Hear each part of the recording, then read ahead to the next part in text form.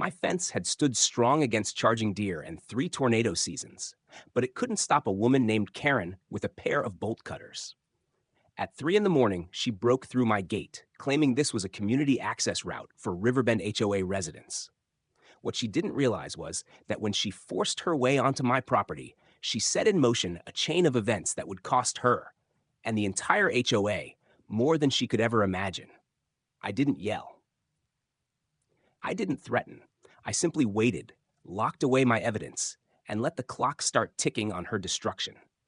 The infrared camera caught her at 3:17 a.m. Her manicured hands gripped those cutters like an executioner's blade, the metallic snap of my lock breaking echoing across the dark yard.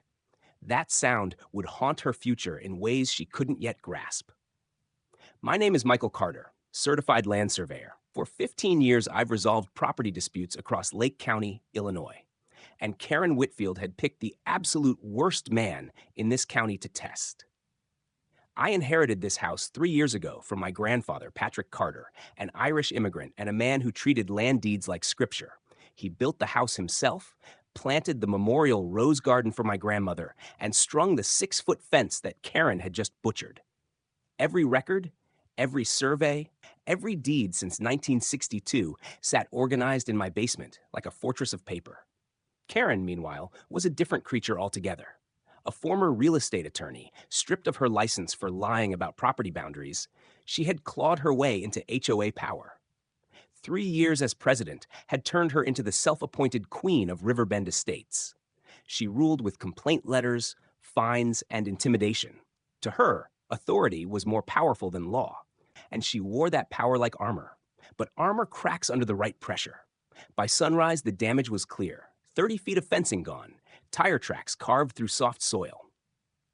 My grandmother's roses trampled under heavy boots. And on my porch, a note on HOA letterhead, emergency access route established. Fence removal scheduled for completion by 8 a.m. Any interference will result in legal action. It read like a royal decree, as if she thought her words carried the weight of law. I photographed everything. Bolt cutter marks, boot prints, tire ruts. Each broken stem of a rose was evidence. This wasn't rage pushing me. It was something colder, sharper.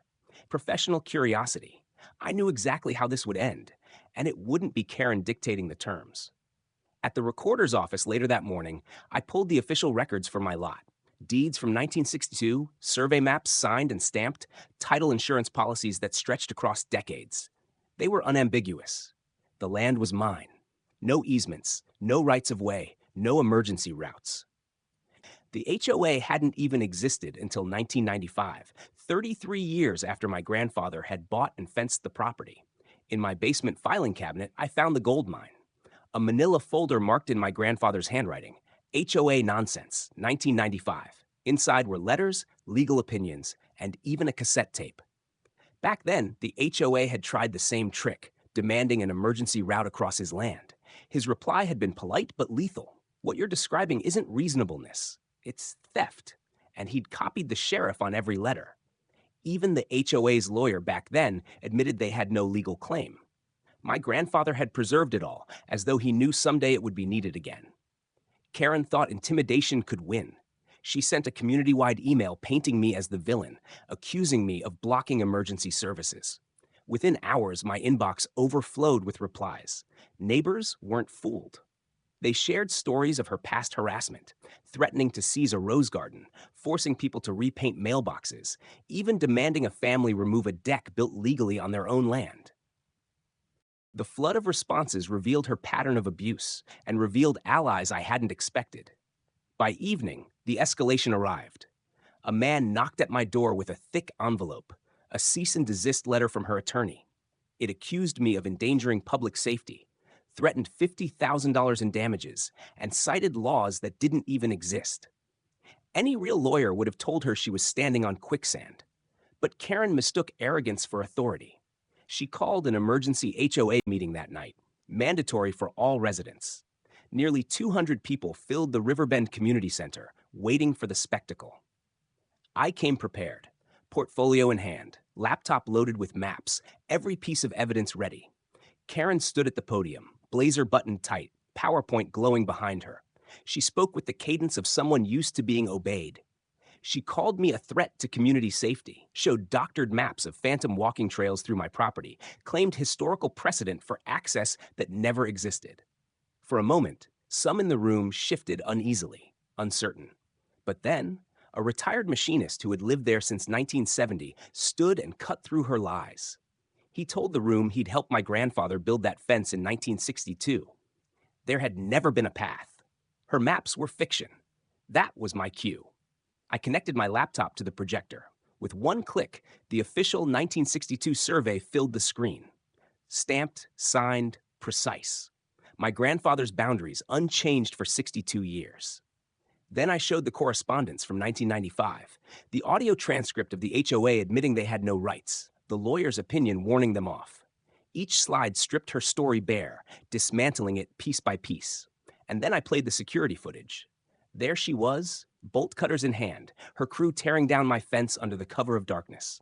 Her face caught in high definition. 47 minutes of trespass and destruction. The room erupted. Neighbors shouted, demanded answers. Karen, cornered, screamed that it was authorized maintenance, that she had the power to override property rights. In that moment, she confessed, on record in front of 200 witnesses, to crimes she couldn't take back. The board scrambled to distance themselves, but it was too late. By the next morning, I sat with my attorney, Maria Santos, who called the case the cleanest she'd ever seen. We filed for a restraining order, damages, and criminal charges. The judge signed off before lunch. Karen was barred from my property under threat of arrest. But arrogance doesn't learn quickly.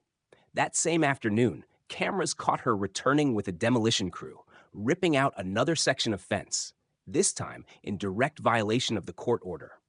Sheriff's deputies arrived and arrested her on the spot. She went down shouting about her authority, her duty to protect the neighborhood. By nightfall, she was booked into Lake County Jail on trespass, destruction of property, contempt of court, and fraud. Her downfall spiraled fast. News crews aired the footage of her cutting my fence, of her arrest. Neighbors she had bullied for years lined up to testify. The Attorney General opened an investigation into fraudulent HOA practices across multiple counties, uncovering a decade of abuse. The HOA itself dissolved, forced into a $230,000 settlement that covered damages and punitive awards. Karen went to trial the following year. With the mountain of evidence, her own confession, the video, the restraining order violation, her attorney didn't even bother disputing most of it. She was sentenced to 18 months in county jail, probation, restitution, and a lifetime ban from HOA leadership. But the case didn't end with her. It became bigger, spreading beyond Riverbend. The Carter Law was passed in Illinois, strengthening homeowner protections, making it a crime for associations to fabricate authority. Other states followed.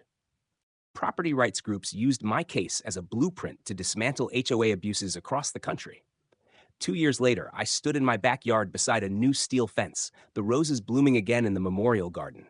On a small plaque, I had engraved my grandfather's name, a tribute to the man whose faith in documentation had saved us all.